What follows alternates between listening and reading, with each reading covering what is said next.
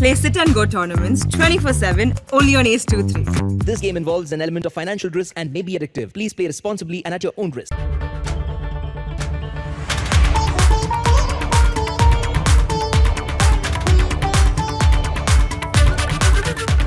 भारतीय स्वातंत्र्य 74 वर्ष पूर्ण करून आता 75व्या वर्षामध्ये पदार्पण करतं आहे आणि त्यानिमित्तानं वेगवेगळ्या क्षेत्रातल्या मान्यवरांचं आपल्या देशाच्या गेल्या 75 वर्षांच्या एकूण प्रवासाविषयीची त्यांच्या भावना आपण जाणून घेतो आहे.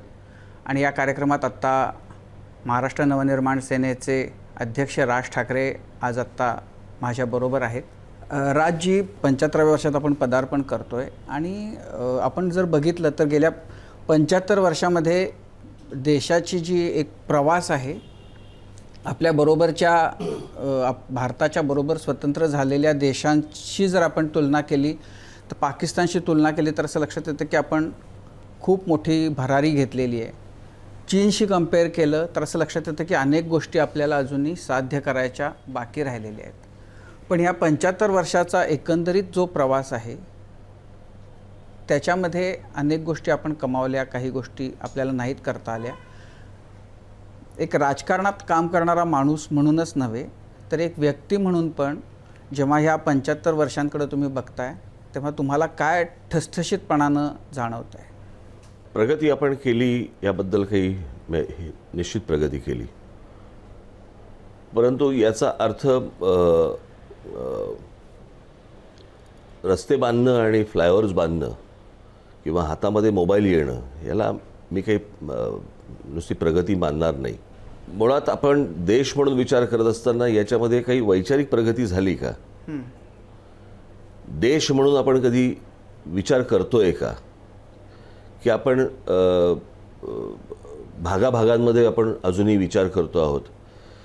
चीनची प्रगती आपण बघतोय, परंतु ती चीनची प्रगती पण आपण एक तर त्यांच्याकडचं सिस्टीम्स आणि त्यांच्याकडचं राजकारण हे वेगळं आहे आणि जे आपण पाहतोय ती काय संपूर्ण चीनची प्रगती नव्हे, ती काही भागांचीच प्रगती आहे आणि बाकीचा भाग चीन कधी दाखवत पण नाही. त्याच्यामुळे आपण चीनची बरोबरी करणं काही किंवा त्याच्याबरोबर वाहत जाणं की चीनने बघा काय केलं आहे याला काही अर्थ नाही. आपल्याकडे देशामध्ये प्रगतीच्या नक्की व्याख्या काय आहेत? जे आपण 30-40 वर्षापूर्वी 50 वर्षापूर्वी जे बोलत होतो, आजही आपल्याकडच्या निवडणुकांमध्ये आपले विषय बदललेले नाहीत. आजही आम्ही सांगतो की आम्ही तुम्हाला चांगले रस्ते देऊ, आम्ही तुम्हाला चांगलं पाणी देऊ, आम्ही तुम्हाला वीज देऊ, आम्ही तुम्हाला शिक्षण देऊ. हे जर समजा आपण 75 वर्षामध्ये आपण त्याच विषयांवरती जर निवडणुका लढवत असू तर आपण नक्की प्रगती कुठच्या बाजूनी केली हे पण पाहणं गरजेचं आहे. म्हणजे आपण आता साधी गोष्ट बघूया आपण की आत्ता पूर येऊन गेला, मग आपण म्हणतो की नाही आपल्याकडे देशामध्ये धरणं खूप बांधली गेली. मग ती देशाची धरणं जर बांधली गेली तर त्याचा होणारा ओव्हरफ्लो याने आमची शहरं का बर्बाद होत आहेत? एका बाजूने आम्ही धरणं बांधतोय, एका बाजूने आमची शहरं ओव्हरफ्लोमध्ये बर्बाद होत आहेत. मग त्याची काही सिस्टीम लावलेली नाही आहे. हे जर 75 वर्षामध्ये होत नसेल तर आपण प्रगती केली की आपण नाही केली? म्हणजे आपण क्षेत्र कोणतंही निवडू. नाही, आत्ता जो एक मुद्दा तुम्ही बोलताना म्हणालात की आपले प्रश्न तेच राहिलेत, म्हणजे बेसिक प्रश्न जे 75 वर्षांपूर्वी होते ते अनेक प्रश्न त्याच्यातले असेच राहिलेले आहेत. अशी स्थिती होण्यामध्ये म्हणजे त्याला आपण जबाबदार कोणाला धरायचं? लोकमताचा रेटा कमी पडला, चुकीचे राजकारणी आले, प्रायोरिटीज राजकारण्यांच्याच वेगळ्या होत्या आणि समाजाच्या जनतेच्या गरजा वेगळ्या होत्या? नाही, आपण मूळ विषयाकडे कधी वळलोच नाही. आणि सगळ्यात महत्त्वाचा मूळ विषय म्हणजे मी आत्ता असलेल्या सरकारमधल्याही काही जणांशी मी केंद्रातल्या सरकारमधल्या लोकांशी मी काही जणांशी बोललो आहे. अगोदरच्या सरकारमध्येही मी बोललो होतो. आणि का लोक घाबरत आहेत, का लोक भीत आहेत मला अजूनही कळलं नाही आहे. मी ऐकतो आहे आत्ता की आत्ता त्या विषयावरती विचार चालू आहे म्हणून, परंतु जोपर्यंत आपण देशाच्या लोकसंख्येवरती जोपर्यंत विचार करत नाही होत तोपर्यंत हे प्रश्न कधीच सुटणार नाहीत. रहदारी नीट व्हावी म्हणून फ्लायओव्हर बांधतो आणि मग परत तिथे त्या समोरच्या भागामध्ये अकराळ विक्राळ स्वरूप करून एक परत नवीन एक काहीतरी शहर उभं राहतं. मग परत त्या शहराचा काही प्रश्न सोडवण्यासाठी आपण परत रस्ते बांधतो, मग परत काहीतरी एक फ्लायओव्हर बांधतो, एक काहीतरी ब्रिज बांधतो, मग परत अजून काहीतरी लोक येतात आणि मग अजून ही नेव्हर एंडिंग स्टोरी आहे. आपल्याकडे शहरांचा जर समजा विचार केला तर आपल्याकडे डेव्हलपमेंट प्लॅन बनतो, पण टाउन प्लॅनिंग होत नाही. आता 75 वर्षामध्ये जर समजा तुम्हाला टाउन प्लॅनिंग पण करता येत नसेल, कसं होणार मला सांगा. कित्येकदा मी विचार करतो की आपण काय आपल्याकडे चांगली रेस्टॉरंट्स आली, आपल्याकडे चांगली हॉटेल्स आली, आपल्याकडे काही हातामध्ये मोबाईल फोन आले, आपल्याकडे चांगले TV आले, आपण ह्याला प्रगती म्हणायची. दरवर्षीचा आपण बघतोय शिक्षणाचा प्रश्न, 10वी 12वीचा असेल किंवा अजून कुठच्या दुसऱ्या ॲडमिशनचा, कोर्टात का जातो. ह्याच्या आधी मी कधी इतक्या मागे कधी बघितलं नव्हतं. आपण गेली 15-20 वर्षापूर्वीचं जर समजा बघितलं किंवा शालेय शिक्षणाचा विषय कोर्टात गेलाय म्हणजे काय. कोणाला तो समजत नाही आहे, कोणाला तो सोडवायचा नाही आहे. दरवेळेला आपण विद्यार्थ्यांचे हाल करणार आहोत. आता याला तुम्ही प्रगती म्हणणार आहात. मग तुम्ही म्हणणार की नाही इथे शिक्षण आपलं वाढलं आहे, अनेक मुलं परदेशात जात आहेत, अनेक मुलं इंजिनियर्स होत आहेत, डॉक्टर्स होत आहेत. कसं होतं की ज्यावेळेला कॉलेजमध्ये होतो किंवा शाळेमध्ये होतो त्यावेळेला एक आर्ट्स कॉमर्स सायन्स याच्या पलीकडे काही फारसं काही नव्हतं. त्याच्यामध्ये आता वेगवेगळे कोर्सेस आणि वेगवेगळ्या गोष्टी आल्या ज्याच्यामध्ये मुलांना इंटरेस्ट आहे, त्याप्रमाणे मुलं जायला लागली. परंतु ती गेल्यानंतर त्याच्या पुढे काय, त्या प्रकारचं शिक्षण हे आपल्याकडे मिळणार आहे का की ज्याच्या नोकऱ्या आपल्याकडे उपलब्ध आहेत. असा सर्वांगीण विचार जर समजा होत नसेल 75 वर्षामध्ये, तर मला खरंच प्रश्न पडतो की आपण प्रगती या गोष्टी ही व्याख्या कशात बसवायची मला अजूनही समजत नाही. अजूनही आमच्या काय म्हणणं आहे की हे जे प्रश्न आहेत आत्ता आपल्या समोरचे ते लोकसंख्या हे त्याचं मुख्य कारण आहे. तर मग लोकसंख्या रोखण्यासाठी सरकार तर आपल्या पातळीवर काय कमी ठेवा संख्या हे करा सांगून थोडी होतं. हे मग काय सक्ती करायची, अर्थातच करायला लागेल तुम्हाला.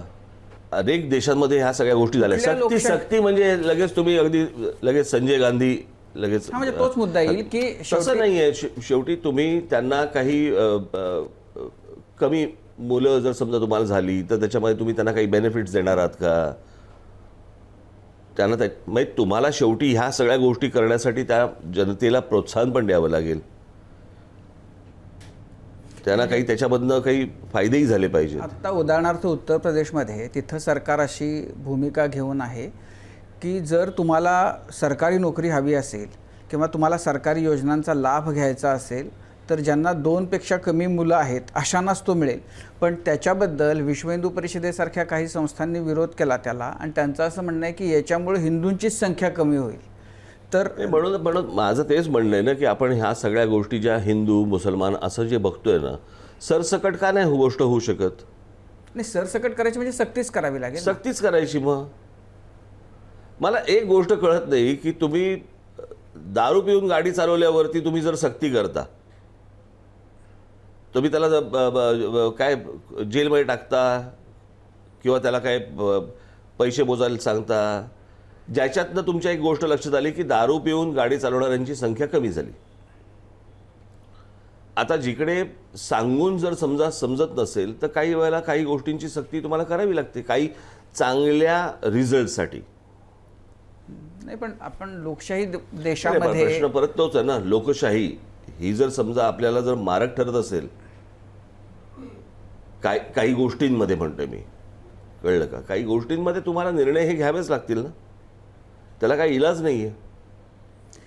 पण म्हणजे तुम्हाला जेन्युइनली असं वाटतं की अशी सक्ती येऊ शकते आणि असं आपण करू शकतो, ह्या मार्गाने जाऊ शकतो. काही विषयांमध्ये तुम्हाला करावं लागेल, अन्यथा हे प्रश्न कधी सुटणार नाहीत. समजा आपण एक उदाहरण दाखल, आपण समजा मुंबईचा विचार केला. समजा मुंबईमध्ये झोपडपट्ट्या वाढत आहेत, बरोबर आहे. मी हे कधीपासून ऐकतोय की 90पर्यंतच्या झोपड्या ह्या लीगल असतील, मग 95, मग 2000, मग 2005, मग 2020, मग आता 2025 जाईल. हे कुठे थांबणार. म्हणजे मतांसाठी राजकारणाचा खेळ होतो आणि मग तो खेळ करत करत करत करत आपण हे बघत नाही आहोत की ज्याच्यातनं आपली शहरं बर्बाद होत आहेत. आज तुम्ही पुणा मुंबईचा कशाला घेऊन बसलोय, आपण ठाण्याचा कशाला घेऊन बसलोय, अख्ख्या देशामधल्याच शहरांची ही हालत आहे. म्हणजे जो करदाता आहे त्याला ज्या गोष्टी मिळायला पाहिजेत त्या मिळत नाही आहेत. तुम्ही सरकारांचा खर्च पण बघा ना. तुम्ही सरकारचा खर्च, आज मला साधी गोष्ट सांगा की आता काय तो बांद्रा वरळी सिलिंग झाला, मग त्याला आपण काहीतरी जॉईन करतोय, मग तो पुढे जाणार रस्ता वगैरे वगैरे. हे का करतोय आपण? कारण तिकडे लोकसंख्या वाढत गेली. बरोबर आहे. म्हणजे असलेल्याच लोकांची मुलं जन्माला आली आणि त्याची लोकसंख्या वाढली असं नाही आहे. ते बाहेरून लोक आली, अनेक इमारती उभ्या राहत आहेत. ह्या इमारतींना पाणी कसं पोचणार आहे, ह्यांना रस्ते कसे पोचणार आहेत, प्लॅनिंग नावाची काही गोष्टच नाही आहे. बरं तुम्ही म्हणाल की ह्याच्यासाठी कायदे आहेत, कायद्यांची अंमलबजावणी नाही.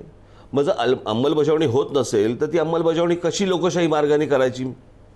जी आपण अंमलबजावणी बघतोय ती लोकशाही मार्गानेच बघतोय, ज्याच्यातनं झालेलं हे सगळं. पण याला ही जी परिस्थिती आहे त्याला मुख्यत्वे राजकारणी जबाबदार आहेत ना, कारण त्यांना मताचं राजकारण करायचं. अर्थातच ना, अर्थातच. ज्यांच्या हातात तुम्ही जी गोष्ट देताय म्हणजे कोणावरती टाकणार तुम्ही? नाही, मग ती लोक हे अशा कुठले ड्रास्टिक स्टेप्स घेतील का? मला असं वाटतं आपण तिसरी चौथीकडे चाललोय, आपण भलतीकडे चाललोय. मला राजकीय पक्ष कोणतेही असू देत, सगळ्यांनी काही गोष्टींवरती तर एकमताने विचार करणं गरजेचं आहे. शहरांच्या दृष्टिकोनातनं, शहरांमध्ये किंवा तुम्ही ग्रामीण भाग घ्या. आज ग्रामीण भाग, महाराष्ट्राचा ग्रामीण भाग हा जर समजा आपण बघितला तर ह्यातले जी मुख्य जी काय आपण छोटी गावं होती त्यांची आता शहरं झाली आहेत. मुख्य ठिकाणं तिथली त्याची शहरं झाली आहेत. त्यांना म्हणतोय शहरं आपण, पण ते शहरं म्हणून काय अर्थ नाही आहे त्याला. याचं कारण माहितीच नाही आहे. काय होतं, हा थोडासा एक विजनचा पण भाग या सगळ्या याच्यामध्ये येतो. मला आठवते की इथे 97-98 साल असेल कदाचित, मी पहिल्यांदा स्वित्झर्लंडला गेलो आणि तो संपूर्ण देश पाहत असताना काय सुंदर रस्ते, छान त्यांची काय घरं, प्रत्येकाकडे गाडी, असा कोणीतरी रस्त्यावरती कोणी बिसलाय असं काही दिसत नाही, कोणी भिकारी दिसलं नाही, काही नाही, सगळं छान उत्तम व्यवस्थित सगळं मला पहिला प्रश्न पडला, इथला विरोधी पक्ष भांडतो कशावर? म्हणजे जेव्हा निवडणुका येतात त्यावेळेला विरोधी पक्ष काय सांगतो की मी तुम्हाला काय देईन, सगळंच आहे की.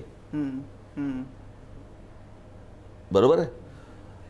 तसा प्रश्न पडतो की ज्या वेळेला आपण इथे देशात किंवा राज्यात ज्या वेळेला त्या लोकांचा एकूण विचार करायची पद्धत ज्यावेळेला आपण बघतो, त्यावेळेला समजा एखादा माणूस कोणीतरी मुंबईमध्ये आला आहे, जो आपल्या ग्रामीण भागातनं आला आहे, तो मंत्री आहे समजा, तर तो मुंबईकडे बघताना, पुण्याकडे बघताना किंवा आपल्या आत्ताच्या असलेल्या शहरांकडे बघताना तो म्हणतो की सर प्रॉब्लेम काय यांचा? रस्ते आहेत, हॉस्पिटल्स आहेत, शाळा आहेत, मार्केट आहे, सगळे थिएटर आहेत जवळ, ह्या सगळ्या गोष्टी आहेत.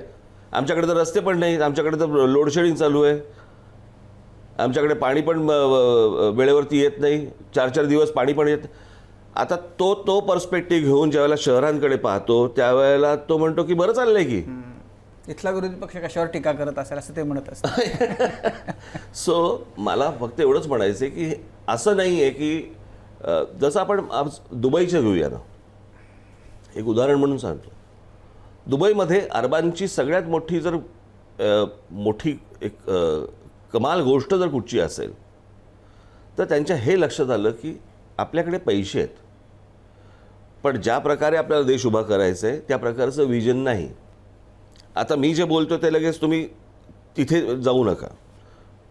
मग त्यांनी काय केलं, मग अमेरिकन्स असतील, फ्रेंच असतील, कोणी इंग्लिश असतील, कोणी अजून कोणी लोक असतील, ह्यांचा मेंदू बोरो केला, त्यांनी आयात केला तो, आणि त्यांना सांगितलं इथे पैसे आहेत, हे आमचं देश उभा करून द्यायचं आहे. आजही तिकडे जर समजा मी गेलात तर तुम्हाला जमीन मिळत नाही, त्यांचा कोणतरी एक तिथला कोणतरी पार्टनर का काहीतरी घ्यावं लागतो म्हणे. मग त्यांनी तज्ज्ञांचं मतं घेतली, तज्ज्ञांना सांगितलं की हे आपल्याला करून पाहिजे, आणि मग त्याच्यानंतर हे आपल्याला देश उभे राहताना दिसत आहेत. आज आपल्या देशाला सगळ्यात महत्त्वाची गोष्ट आहे की जे आपल्या देशात तज्ज्ञ आहेत, पण आम्ही कशामध्ये पडलो आहे. म्हणजे मला अजूनही एक पुरंदरेंचं बाबासाहेबांचं एक मला एका व्याख्यानामधली एक गोष्ट आठवते की सगळे इतिहासामधल्या तज्ज्ञांना आपल्याकडे त्यावेळेला यशवंतराव होते, चव्हाण मुख्यमंत्री होते, आणि त्यांनी सगळ्या इतिहासकारांना सगळ्यांना एकत्र बोलवलं. त्याच्यात बाबासाहेब पण होते. आणि त्यांची यशवंतरावांनी बैठक घेतली आणि यशवंतरावांनी सांगितलं की शिवाजी महाराजांचा जन्म नेमका कधी झाला हे तुम्ही शोधा. आता शिवाजी महाराजांचा जन्म कधी झाला हे तज्ज्ञांना सांगितलं आपण शोधायला. त्याप्रमाणे इतिहासकार बसले आणि त्यांनी काय जो निर्णय द्यायचा तो दिला. देश म्हणून आपण कधी विचार करणार आहोत आणि देशाची प्रगती किंवा प्रत्येक राज्याची त्याची एक प्रत्येक राज्याचा एक DNA आहे.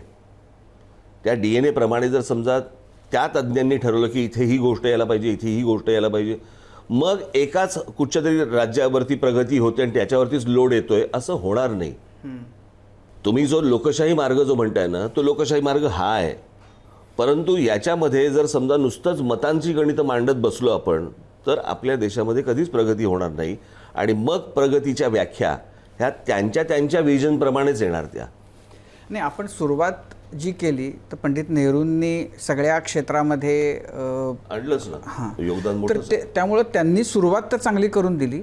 ते म्हणजे हातातनं सुटायला कधी सुरुवात झाली जर ते सुटलं असेल तर, किंवा ते बिघडायला कधी सुरुवात झाली जर ते आत्ता बिघडलेलं आपल्याला दिसतंय असं म्हटलं तर, तुम्हाला काय वाटतं कोणत्या साधारण टप्प्यानंतर ते ज्या प्रकारचं राजकारण, राजकीय नेतृत्व, मतांचं फक्त सत्तेचं राजकारण असं सुरू झालं आणि हे घरंगळलं? काय होतं की ज्या वेळेला नेहरूंचा काळ, नेहरूंना तसं चॅलेंज देणारं कोणी नव्हतं.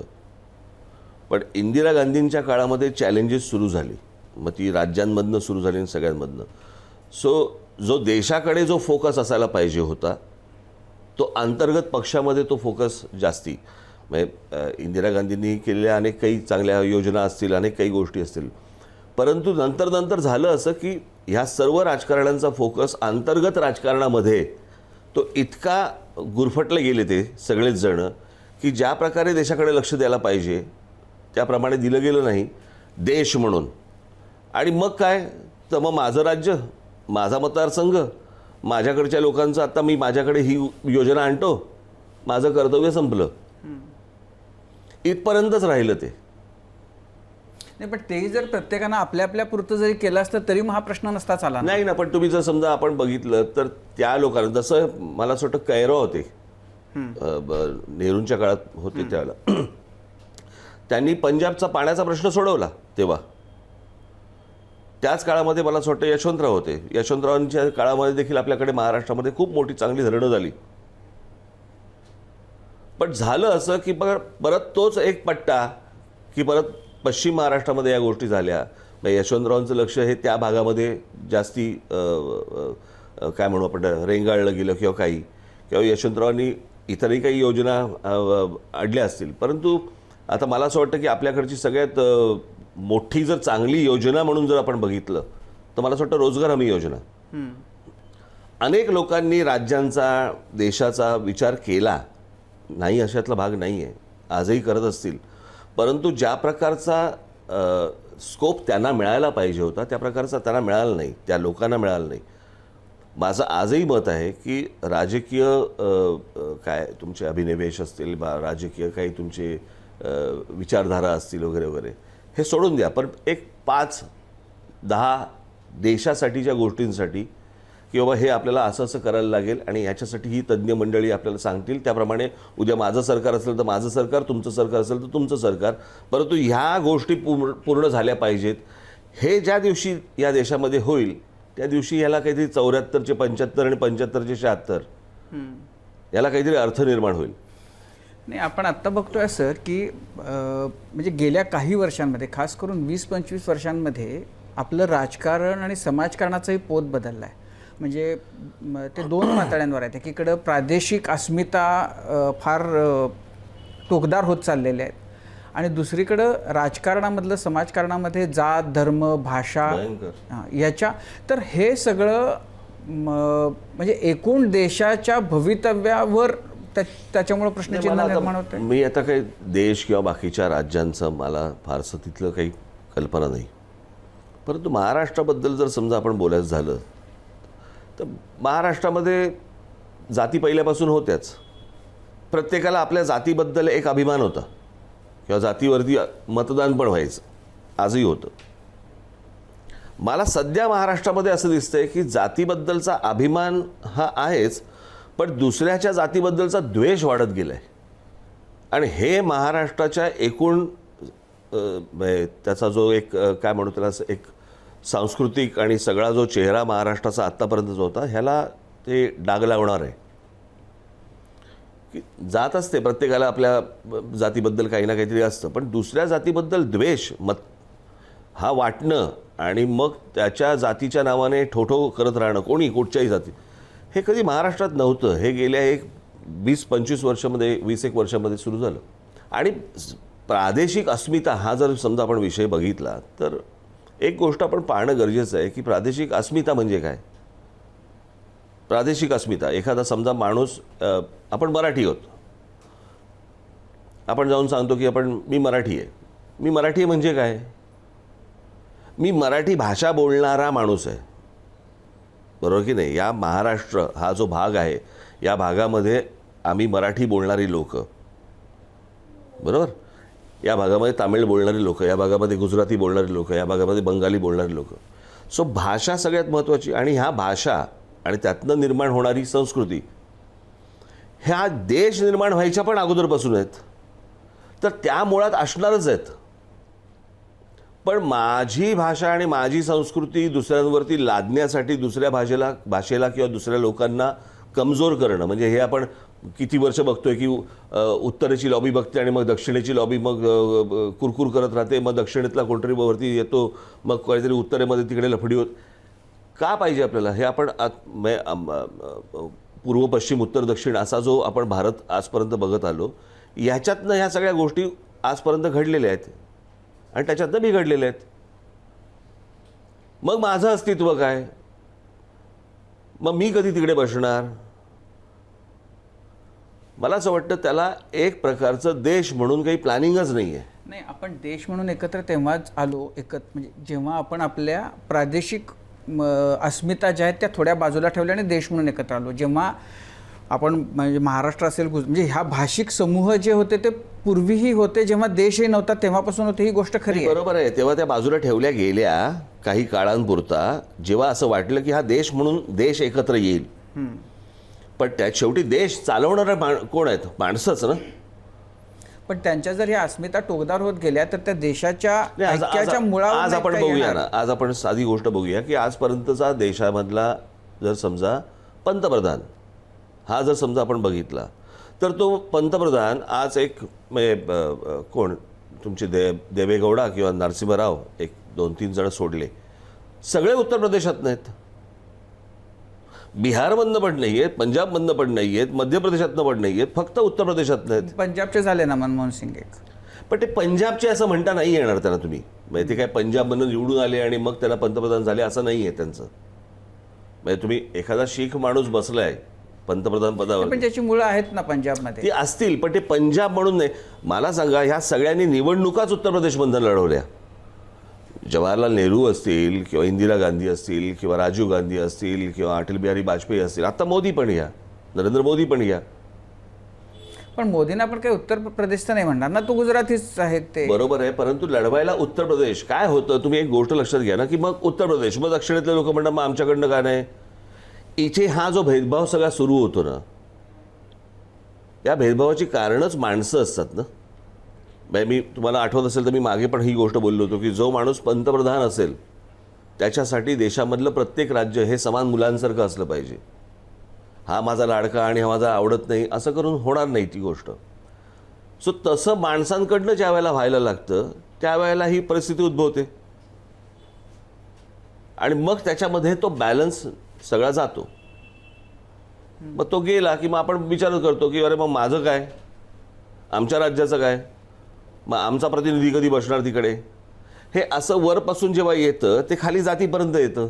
मला असं विचारायचं होतं की निवडणुका लढण्यासाठी असे भावनिक अस्मितेचे मुद्दे हे सोपे पडतात म्हणून त्याची चलती आहे का सध्या? प्रश्न असा आहे ना की सोपे का पडतात? कारण ते इमोशन्सना हात घालतात. नाही, इमोशन्सना हात घालू देत. म्हणजे अजूनही लोक जर समजा त्याच्यावरती मतदान करत असतील तर प्रश्न हा समाजाचा आहे ना. समाजाने जर समजा या गोष्टींच्या, उद्या कसं होतं की एक माणूस एक पक्ष सोडून दुसऱ्या पक्षात जातो, दुसऱ्या पक्षामधनं तिथले लोक, तिथला समाज किंवा मतदार हे त्याला निवडून देतात. बरोबर आहे. होतं ह्यातनं असं, जो निवडून येतो त्याला असं वाटतं काहीच फरक पडत नाही, इथून तिथे जा, तिथून तिथे जा, लोक येणारच आहेत मतदान करायला. लोक ज्या दिवशी, समाज म्हणून ज्या दिवशी शिक्षा होईल ना, की नाही हे तू केलं, हे चुकीचं केलंस, इथे परत आमच्याकडे उभं नाही राहायचं, समाज म्हणून ज्या वेळेला मोठा असा दिसेल, समाज मोठा आहे, तुम्ही कोणीही या, आमच्याशी काही लफडं करायचं नाही, फालतूगिरी करायची नाही, अशा वेळेला चांगल्या गोष्टी आपल्याकडे सुरुवात होईल. अन्यथा जर जोपर्यंत या गोष्टी असे खूप मिळतात, तुम्हाला 75 वर्षामध्ये असे हजारो विषय तुम्हाला तुमच्यासमोर येऊ शकतात, परंतु आपल्याकडे काही चुकलं तर शिक्षा होत नाहीत. काही आपण चांगल्या गोष्टी फक्त ऐकतो त्या साहित्यातून, नाटकातून आणि सिनेमातून. आपल्याकडे खरं तर हिंदुत्वाचा सुद्धा जो तो मुख्य प्रवाह व्हायला सुरुवात झाली ती गेल्या 30 वर्षांमध्ये झाली. त्याच्या आधी जनसंघ किंवा शिवसेना असेल किंवा आणखीन हिंदुत्वाची भूमिका घेणारे पक्ष होते, पण त्यांना काही मुख्य धारेचे ते नव्हते. तर ह्या हिंदुत्व जेव्हा मुख्य प्रवाह झाला तेव्हा त्याला काउंटर करण्यासाठी म्हणून मग जातीचं राजकारण आपल्याकडे सुरू झालं किंवा त्याला बळ येत गेलं. नाही, हे दोन वेगळ्या गोष्टी आहेत मला असं वाटतं. आपण जर समजा तो 80, 81, 82चा काळ जर समजा बघितलात तुम्ही, खास करून या सगळ्या गोष्टींना सुरुवात एक शहाबुद्दीन नावाचे त्यावेळेला एक खासदार होते आणि त्यांनी काही मागण्या केल्या होत्या आणि त्याच वेळेला एक शहाबानो प्रकरण मोठं झालं होतं आणि एक फॅनॅटिक मुस्लिम एक समूह मोठ्या प्रमाणावरती रस्त्यावरती, मग रस्त्याच्या रस्ते ब्लॉक करणे आणि मग नमाज पडणे आणि अशा अनेक गोष्टी त्यावेळेला त्या सगळ्या सुरू झाल्या. तुम्हाला आठवत असेल ती 81ची भिवंडीची दंगल, ती पण त्याच्यातनंच झाली, ती शेवटी इथपर्यंत बांद्र्यापर्यंत आली होती. ह्या गोष्टी जशा जशा वाढत गेल्या आणि त्याच्यानंतर कसं आहे की शहाबानो प्रकरणामध्ये सुप्रीम कोर्टाचा निर्णय लोकसभेने बदलला आणि तो बदलल्या मग काहीतरी मला असं वाटतं त्या शहाबुद्दीनने काहीतरी आय थिंक बाबरी मशिदी संदर्भात किंवा काहीतरी असं काही गोष्टी सुरू केल्या. मला तो काळ नीट आठवतोय सगळा. हे प्रकरण दिवसेंदिवस सगळीकडनं डोकी वरती काढतायत. तोपर्यंत सगळं शांत होतं, नॉर्मल होतं त्याच्या अगोदरपर्यंत, तेव्हा हा विषय नव्हता. आणि जेव्हा हे सगळं वाढायला लागलं हे वाढत एका लेवलला असं आलं की ते या देशातल्या हिंदूला असं वाटलं चला एकदा काय ते होऊनच जाऊन दे. कसं आहे, वातावरणात ती जर गोष्ट नसेल आणि तुम्ही जर ती गोष्ट सांगायला गेलात, बोलायला गेलात, तर लोकांना कधी कळणारच नाही हा काय माणूस बोलतोय. ती वातावरणात गोष्ट होती, बोलत कोण नव्हतं. आणि मला असं वाटतंय की ती गोष्ट पहिल्यांदा बोलली गेली असेल साधारणपणे 84ला इंदिराजी गेल्या, राजीव गांधी, आणि राजीव गांधींचं हे 85 वगैरे सगळं झालं, त्यावेळेचा तो भाग येतो शहाबानो आणि सगळं प्रकरण. आणि त्या सगळ्या वातावरणाला जर समजा कोणी हाक दिली असेल किंवा बोललं असेल तर ते पहिले बाळासाहेब बोलले. आणि त्याच्यानंतरची पहिली निवडणूक ही विलेपार्ल्याची रमेश प्रभूंची निवडणूक झाली. तुम्हाला आठवत असेल तर त्यावेळेला अटलजी हे भाजपाचे अध्यक्ष होते आणि त्यावेळेला भारतीय जनता पक्षाचा गांधीवादी समाजवाद होता. त्या निवडणुकीनंतर अटलजी गेले आणि अडवाणीजी आले आणि मग ते सगळं प्रकरण सुरू झालं. मग रथयात्रा आणि मग तो त्या विटा आणि मग बाबरी मशीद आणि मग राम मंदिर आणि ह्या सगळ्या गोष्टी. ही एक गोष्ट लक्षात घेण्यासारखी की ती गोष्ट वातावरणात होती म्हणून ती मोठी झाली, की हे प्रत्येकाच्या मनामध्ये होतं आणि मग कोणतरी बोललं आणि लोकांना वाटलं हे बरोबर आहे. हा एक वेगळा मुद्दा आहे. आता जातीचा मुद्दा हा जो भाग आहे, जातीचा मुद्दा हा त्यांच्या नेत्यांच्या आयडेंटिटीचा भाग झाला आहे. म्हणजे तुम्ही जर नीट पाहिलं असेल तर जातीचा सर्वात मोठा मुद्दा महाराष्ट्रात, बाकीच्या ठिकाणी होतच ते, पण महाराष्ट्रामध्ये जातीचा मुद्दा जर सर्वार्थाने जर मोठा झाला असेल तर तो राष्ट्रवादी काँग्रेसच्या जन्मानंतर. मी त्याशी मध्यंतरी बोलताना पण म्हटलं होतं, कोण जेम्स लेन, कुठून आला जेम्स लेन, कसलं पुस्तक लिहिलं, बरं तो काय जॉर्ज बर्नार्ड शॉ होता, बरं तो आता कोण आहे, कुठे आहे तो माणूस. आणि मग त्या सगळ्या वातावरणामधनं मग एक मराठा समाजातल्या मुलांना मुलींना किंवा मग दुसरं हे कोणी हे तर ब्राह्मणांनी लिहिलं, मग हे अजून कोणी ह्यानी लिहिलं, मग माळी समाज, मग इतर समाज, मग असे उठवून हे सगळं मग हे डिझाईन आहे.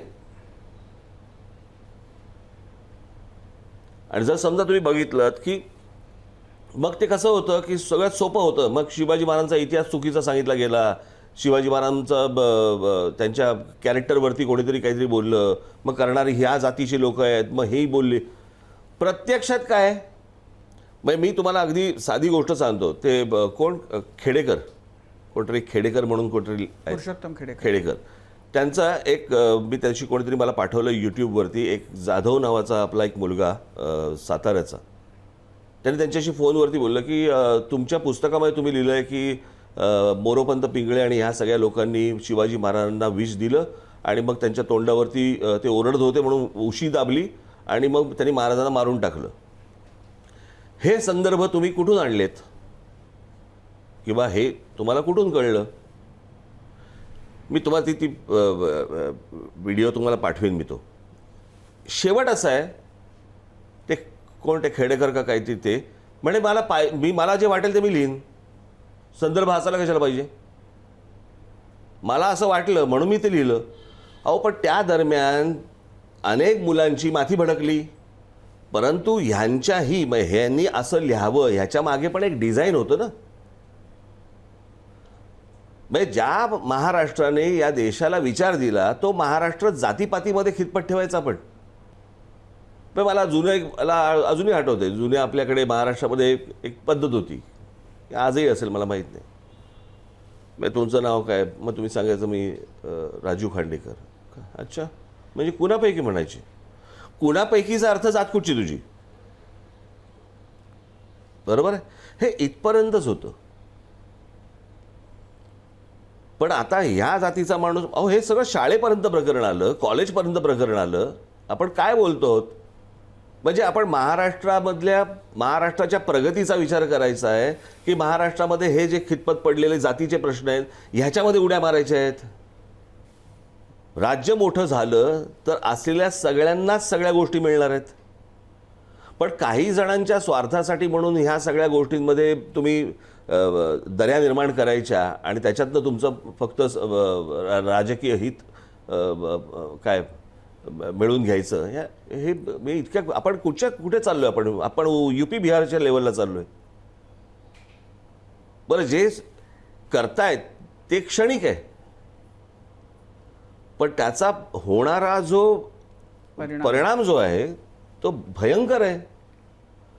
आत्तापासून जर समजा आपण आपल्या मुलांना, आपल्या महाराष्ट्रातल्या मुलांना मुलींना ह्यांना जर समजून सांगितलं नाही की हे तुमच्याशी खेळतायत, ह्याला तुमच्यात काही इंटरेस्ट नाही आहे.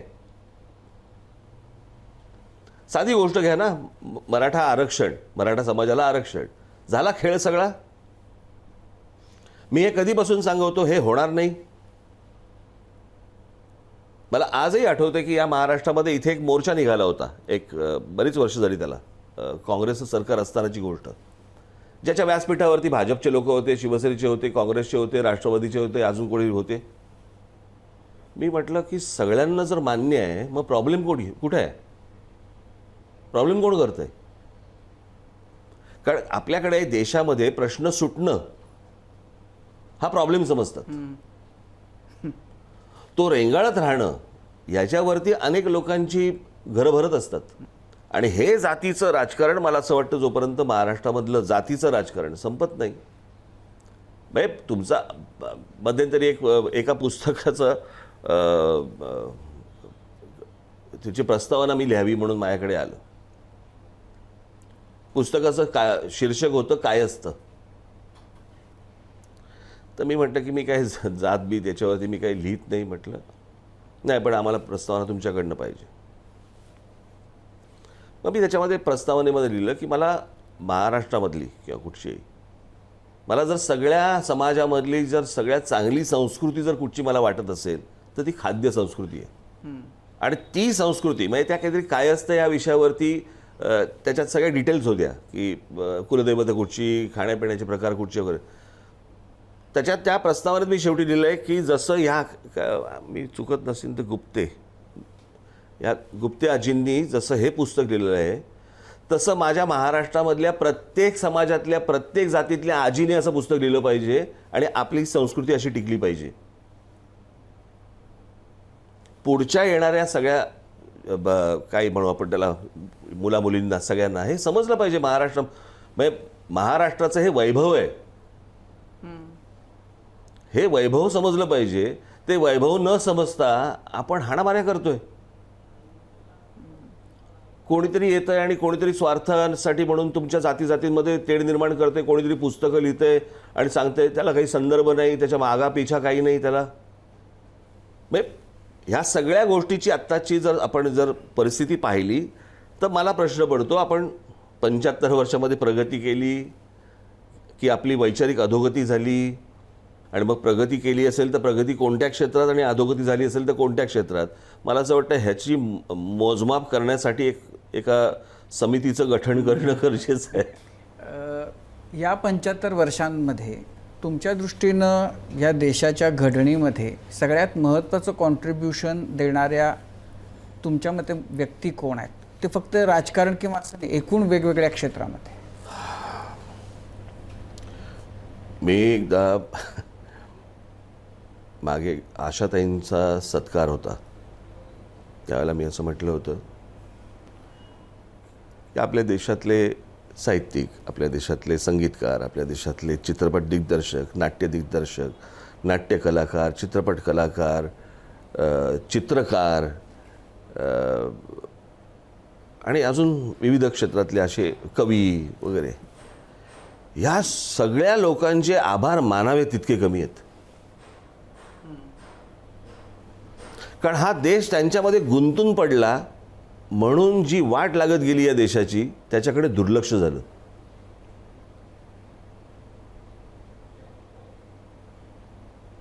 हे नसते तर त्या प्रश्नांकडे लोक, हे जर नसते तर या देशात अराजक कधी झालं असतं. एक निश्चित वाटतं, म्हणजे आता हे काही तुम्ही ह्याला राजकीय उत्तर पकडू नका, मी ते खूप वाचल्यामुळे, अनेकांकडून वाचल्यामुळे, ज्या व्यक्तीच्या अफाट कल्पनेला किंवा त्याच्या परदेशातल्या लोकांनी जेव्हा सॅल्यूट केलेलं आहे किंवा विचारांना सॅल्यूट केलेलं आहे, मला असं वाटतं की आपण जर देशानेच नीट वाचल्यानंतर बोलतोय मी, महाराजांचा विचार केला असताना तर बऱ्याचशा गोष्टी सुरळीत झाल्या असत्या. पण आमच्याकडे देशाचं शिवाजी महाराजांकडे बघण्याचे दृष्टिकोन पण वेगवेगळे होते. पंडित जवाहरलाल नेहरूंचे वेगळे होते. सुभाषबाबू तर सिंहगडावरती जेव्हा आले होते त्यावेळेला त्यांच्याबरोबर काही कवी होते, काही साहित्यिक होते आणि त्यावेळेला सुभाषबाबूंनी असं सांगितलं होतं की त्या कवींना, बंगाली कवी होते, काही साहित्यिक होते, त्यांना सांगितलं जे काही याच्यापुढे लिहायचं असेल ते ह्या व्यक्तीवरती लिहा. ह्या व्यक्तीवरती जितकं लिहाल तितकं स्वातंत्र्य एक एक पाऊल पुढे येईल. त्या व्यक्तीचा जर नीट विचार केला असता या देशाने, शिवाजी या 3 अक्षरांचा, तर मला असं वाटतं की आपण खूप वेगळं चित्र पाहिलं असतं. आता राज्य, तुम्ही कलाकारांचा आणखीन ज्यांनी आपल्याला रिझवलं इतका काळ, त्यांच्याबद्दल आपण बोलताना म्हणजे गेल्या काही काळामध्ये एक प्रश्न जो खूप वारंवार येतो तो म्हणजे स्वातंत्र्य, अभिव्यक्तीच्या स्वातंत्र्याचा. तर कलाकारांना संपूर्ण स्वातंत्र्य आहे, तुमचा अनुभव, आणि असावं का? म्हणजे बऱ्याचदा असं होतं की कलाकृती, व्यंगचित्रसुद्धा कोणाच्या तरी भावना दुखावतात, मग त्याच्यावर हाणामारीचे प्रसंग येतात, काहीतरी लिहिलं तर मग मला माझं स्वातंत्र्य आहे पण समोरच्याला ते 20-25 वर्षापूर्वीपर्यंत हे स्वातंत्र्य होतं. 25-30 वर्षापूर्वीपर्यंत हे स्वातंत्र्य होतं. समाज पण तसा होता, त्यांना पण त्या गोष्टी तसे घ्यायचे. म्हणजे एखाद्या लेखकाचं बोलणं, एखाद्या व्यंगचित्रकाराचं व्यंगचित्र किंवा एखाद्या संपादकाचं म्हणणं, एखाद्या वक्त्याचं म्हणणं, हे समाज समजून घ्यायचा. टीका असेल तर रागही यायचा किंवा काही व्हायचं. गेल्या 25-एक वर्षात जर समजा आपण बघितलं तर हे आक्रसत गेले. हां, म्हणजे समजून घ्यायचं, नको त्या गोष्टींना आपण अपशब्द वापरले ह्याने वगैरे या लेवलला जायला लागलं.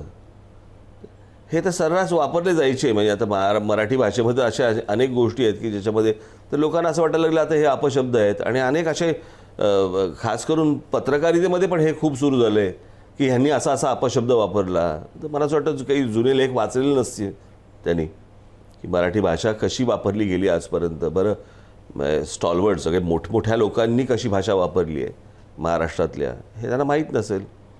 आणि तुमचं स्वातंत्र्य म्हणजे ह्या प्रकारचं तुम्ही काय काढू शकता किंवा कसं घेऊ शकता, हे तुमचं स्वातंत्र्य हे त्या वेळेच्या समाजाच्या त्याची त्या वेळेच्या समाजाचं बौद्धिक पातळी कशी आहे ह्याच्यावरती सगळ्या गोष्टी अवलंबून असतात.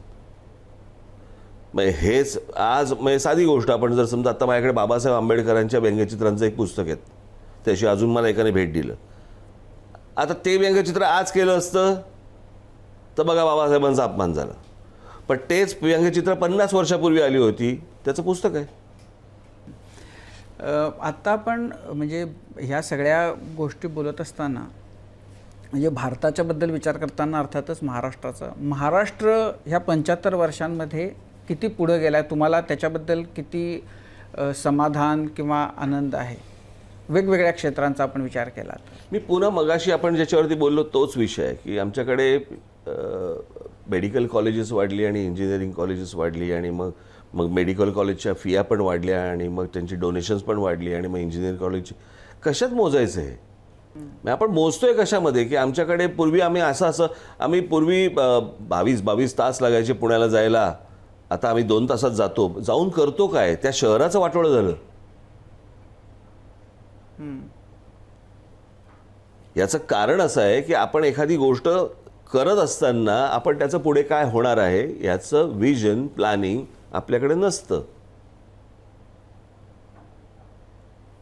आणि मग आता कसं झालंय माहिती ना, आता हळूहळू त्या पुलंच्या याच्यामध्ये मुंबईकर पुणेकर नागपूरकरमध्ये आहे नाही का, तसं हल्ली सगळेच जण सगळ्याच शहरांमध्ये बोलताना दिसतात. पूर्वीचं पुणं राहिलं नाही, तसं प्रत्येक शहरांमध्ये आहे. पण ते का राहिलं नाही? तो त्याचा टुमदारपणा, त्याचं ते गोंड एक त्या शहराचं असणारं गोंड. आज डोंबिवली बघा काय झालंय, ठाण्याची काय परिस्थिती आहे. असं कोणतं शहर मला सांगा ना, आपण प्रगती मोजायची कशात हे पण आपल्याला कळलं पाहिजे ना. बहरत जाण्याऐवजी बकाल होत गेली, बकालच झालंय सगळं. म्हणजे आत्ता पण जे आपल्याकडे कोल्हापूर सांगली आणि या भागामध्ये जे पाणी शिरलंय, पाणी कशामुळे शिरलंय? नाल्यांमध्ये तुमच्याकडे डेब्री जी येते, सगळ्या इमारती तोडल्या जात आहेत, नवीन बांधल्या जात आहेत, ते सगळं जात आहे कुठे? हे सगळे नाल्यांमध्ये आणि नद्यांमध्ये सगळे आमच्याकडे टाकलं जातं. त्यांच्यावरती कोणत्याही प्रकारची शिक्षा होत नाही आहेत. आणि मग त्याच्यामधनं ज्यावेळेला अशा प्रकारचा पाऊस येतो, मग त्याच्यातनं पाणी येतं आणि मग करोडो रुपयांचं आपण नुकसान करून टाकतोय क्षुल्लक गोष्टींसाठी ज्याच्यावरती कोणाचं नियंत्रण नाही. म्हणजे मुंबईमध्ये 5 नद्या होत्या, आज कशी बशी ती मिठी नदी एक आहे, तिलाही नदी म्हणावं म्हणता येत नाही आहे. आज जर अशी परिस्थिती असेल तर तुमच्याकडे येणारं पाणी हे कुठून तरी वाट काढणारच आहे ना. मग ते वाट काढत तुमच्या घरातच येणार. आपण परवानगी देत असताना, मग ती नगरपालिकेची असेल महानगरपालिकेची असेल, परवानगी देत असताना आपण विचार करतोय का? म्हणजे ठाण्याला एक सोसायटी आहे तिथे, मला मी नाव विसरलो त्याचं, तिथे पहिले 5 तलाव होते. ते तलाव बुजवले गेले, त्याच्यावरती एक सोसायटी मोठी उभी राहिली आणि आता त्या सोसायटीला टँकरने पाणी जाते. ह्याला प्रगती म्हणायची का अधोगती म्हणायची, काय म्हणायचं मला एकदा समजून सांगा. महाराष्ट्राचाच आपण विचार केला तर अशा कोणत्या गोष्टी तुम्हाला फार ठसठशीतपणाने वाटतात की आपण ह्या निर्विवादपणाने उत्तम केल्या? आणि याच्यामध्ये मी तुम्हाला एक गोष्ट सांगू का, मी मागे पण माझ्या एका भाषणामध्ये मी म्हटलं होतं, बाळासाहेब हा माणूस खूप सरळ, स्वच्छ, सरळ विचार करणारा माणूस होता. पण मनात त्यांच्या एक गोष्ट होती की त्यावेळेला मुंबईमध्ये, ठाण्यामध्ये किंवा पुण्यामध्ये असे अनेक भाग होते की जिकडे खरंच त्यावेळेला कमी झोपड्या होत्या. एक धारावी त्यावेळेला आपण बोलायचो धारावी. परंतु झोपडपट्टीवासियांना फुकट घरं ही जी योजना आहे, या योजनेने महाराष्ट्राच्या शहराला बकालपणा आला. तुम्ही 95च्या आधीची मुंबई, 95च्या आधीचा ठाणं, 95च्या आधीचं पुणं, 95च्या नंतरची मुंबई, 95च्या नंतरची आपली शहरं तुम्ही नीट बघा. झालं असं की ती योजना होती महाराष्ट्रातल्या मुंबईतल्या झोपडपट्टीवासियांना फुकट घरं. परंतु तो जो प्रशासनाकडनं जो कंट्रोल पाहिजे होता की इथे दुसऱ्या झोपड्या येणार नाहीत, देशभरातनं लोक आले आणि झोपडपट्ट्या बांधायला सुरुवात केली. आणि बिल्डरांनी ह्या योजनेचा फायदा असा घेतला की झोपड्या जिथे रिकामी जागा आहे झोपड्या बसवायच्या, मग ती SRA स्कीम म्हणून काही दिवसांनी डिक्लेअर करायची, मग तिथे टॉवर बांधायचे, मग त्या झोपडपट्टीवाल्यांना उचलायचं दुसरीकडे द्यायचं, त्यांनाही पैसे मिळायचे त्या सगळ्या गोष्टीतनं. परंतु ह्या सगळ्या गोष्टींमधनं म्हणजे आता झोपडीमध्ये राहणं हे काही चांगली गोष्ट नाही. त्या झोपडपट्टीधारकांना जर समजा चांगली घरं मिळाली, जे मुंबईमध्ये वर्षानुवर्ष इथेच राहतात किंवा इथलेच आहेत, त्यांना घरं मिळाली, चांगली गोष्ट आहे. पण त्या एका योजनेतनं जो लोंढा आला तो आजही येतोय. आवरणं कठीण झालं आहे. आणि ह्याचं एकमेव कारण म्हणजे महानगरपालिका आणि प्रशासनाचं, राज्य सरकारचं दुर्लक्ष. कारण मग तिथे मतांचे अड्डे व्हायला लागले. मग त्या मतांच्या अड्ड्यांवरती मग झोपड्या हलवायला तयार नाही कोणी. मग तिथे बांगलादेशी यायला लागले. डोळ्या देखत ही बांद्र्याला इथे रेक्लेमेशनकडे जाताना सगळे बांगलादेशी आहेत. डोळ्या देखत झालं. अनेकदा कंप्लेंट्स करून झाल्या, कारवाई नाही. ज्या प्रकारचं लक्ष प्रशासनाकडनं द्यायला पाहिजे किंवा ज्या प्रकारची गोष्ट व्हायला पाहिजे ती जर होत नसेल आणि जर नुसतंच लोक येत आहेत, कुठेही राहत आहेत. हे बघा, 4 प्रकारच्या जागा असतात. मी अनेकदा हे उदाहरण दिलं आहे. एक केंद्र सरकारची जागा असते, एक राज्य सरकारची जागा असते, एक महानगरपालिकेची जागा असते आणि चौथी खाजगी जागा असते. बरोबर आहे. केंद्राच्या, राज्याच्या, महानगरपालिकेच्या जागांवरती झोपडपट्ट्या होतात. बाहेरून जे लोक येतात ते तिकडे झोपडपट्ट्या बांधतायत, फुटपाथवरती झोपडपट्ट्या बांधतायत. कुठेही गोदरेजच्या जमिनीवरती झोपडपट्ट्या का नाही बांधत? कारण त्याला आईबाप आहे. आणि ज्यांना आम्ही मायबाप सरकार म्हणतो त्या मायबाप सरकारचं त्यांच्या जमिनींकडे लक्ष नाही. कारण आत्ता बसलोय, जेवढं फावडं मारता येईल तेवढं मारा, निघा. म्हणून काही गोष्टींवरती तुम्हाला सर्वपक्षीय एकमत झाल्याशिवाय ह्यातनं काही मार्ग निघणार नाही. आणि मग आपण अशाच काहीतरी चर्चा करत बसू पुढच्या 80व्या वर्षी. म्हणजे 80 जेव्हा वर्ष पूर्ण होतील तेव्हा किंवा 90 वर्ष पूर्ण होतील तेव्हा बाबा कुठे गेला देश आणि कुठे गेला महाराष्ट्र. आत्ता हा जो तुम्ही म्हटलात की मोफत झोपडीवाल्यांना मोफत घराची योजना आली आणि मुंबईच्या बकालपणाची सुरुवात झाली. काही समाजशास्त्रज्ञ जेव्हा मुंबईच्या डिइंटेलेक्च्युअलायझेशनच्या बद्दल बोलतात, म्हणजे बौद्धिक जी एक समृद्धी होती मुंबईची ती नंतरच्या काळामध्ये त्याला ओहोटी लागली, तर त्याचं श्रेय किंवा अपश्रेय ते शिवसेनेकडे देतात की शिवसेनेमुळं मुंबईचं ती समृद्धी आटली, बौद्धिक समृद्धी. आणि मग त्यामध्ये गुंडापुंडांना प्रतिष्ठा मिळत गेली. शिवसेनेत जायचं, प्रतिष्ठा मिळवायची, स्थानिक पातळीवर शाखा प्रमुख, विभाग प्रमुख, आमदार, नगरसेवक, खासदार असं बनून राहिले आणि त्याच्यामध्ये हे गेलं. असं तर तुम्हाला ह्या त्यांच्या नाही, तो त्याचं शिक्षण किती आणि काय किती आहे कळलं का कुठच्या व्यक्तीचं, याच्यावरती जाण्यापेक्षा तो तुमचं काम व्यवस्थित करून देतोय की नाही, महानगरपालिकेचं त्याला कामकाज समजतंय की नाही, या गोष्टी समजून घेणं पण तितकंच महत्त्वाचं आहे. आज माझ्या पक्षामध्ये देखील अनेक लोक असे आहेत की ज्यांच्याकडे बाबा काही जण अशी असतील की ज्यांच्याकडे शिक्षण नसेल पण काम तगडं काम आहे. म्हणजे तुम्ही आत्ता जर समजा करोनाच्या काळामध्ये बघितलं तर अनेक पोरांनी असंख्य प्रचंड काम केलं. आणि मग प्रश्न असा आहे ना की जी बौद्धिक पातळी म्हणून जी बोलत होतो त्यातल्या काही जण बौद्धिक ज्यांची पातळी वरती होती, राजकारणाचा स्तर खाली जाण्यामध्ये, पण स्तर खाली जाण्यामध्ये काय हा फक्त काही इथला फक्त भाग नाही आहे, मुंबईचा भाग नाही आहे, महाराष्ट्राचा भाग नाही आहे, देशपातळीवर बघा ना तुम्ही. म्हणजे जर समजा आपण मंत्रिमंडळ जर समजा बघितली त्याच्यातनं पण तुम्हाला समजेल. म्हणजे आत्तापर्यंत भारतामधलं सगळ्यात बेस्ट मंत्रिमंडळ जर कुठचं असेल तर 1947 ते 52 हे नेहरूंच्या काळामधलं मंत्रिमंडळ. या मंत्रिमंडळासारखी तुलना तुम्हाला कुठच्याच मंत्रिमंडळाची करता येणार नाही. जो त्यातला तज्ज्ञ तो त्या खात्यावर, मग तो निवडून आलेला असो किंवा नसो. त्या आता निवडणुका पण झालेल्या नव्हत्या, अर्थात 52ला निवडणुका झाल्या, पण तो जो त्यातला तज्ज्ञ तो त्याच्यावरती बसणार. आणि हे ज्या दिवशी होईल, आता समजा मनमोहन सिंग जो त्यातला तज्ज्ञ माणूस आहे, तो तज्ज्ञ ज्यावेळेला फायनान्स मिनिस्टर म्हणून झाला त्यावेळेला देशाची अर्थकारण गतीने पुढे जायला लागलं. ज्यावेळेला ती व्यक्ती ज्यावेळेला पंतप्रधान म्हणून बसली त्यावेळेला देशाची प्रगती किंवा आर्थिक त्याची प्रगती जास्ती चांगली व्हायला लागली. तर त्या ठिकाणी ती जर समजा व्यक्ती आल्या आणि पॉझिटिव्ह व्यक्ती, म्हणजे बुद्धिमान आहे पण निगेटिव्ह माणूस आहे, उपयोगाचा काही नाही. शेवटचा प्रश्न म्हणजे आता आपण मगाशी कलाकारांच्या अभिव्यक्तीच्या स्वातंत्र्याबद्दल वगैरे आपण बोललो. युवा पिढी जी आहे आपली, तर त्यांच्या बाबतीत तुम्हाला काय वाटतं? नाही, त्यांनी महाराष्ट्राबद्दल खूप वाचलं पाहिजे, खूपच वाचलं पाहिजे त्यांनी. आणि महाराष्ट्र फिरला पाहिजे त्यांनी. जातीचा विचार न करता महाराष्ट्राकडे त्यांनी पाहिलं पाहिजे. राजजी, थँक्यू. या निमित्तानं अनेक तुमच्या मनातले विचार या देशाबद्दलचे, राज्याबद्दलचे आणि समाजाबद्दलचे तुम्ही उलगडले. Thank you very much. ABP Majha, उघडा डोळे बघा नीट.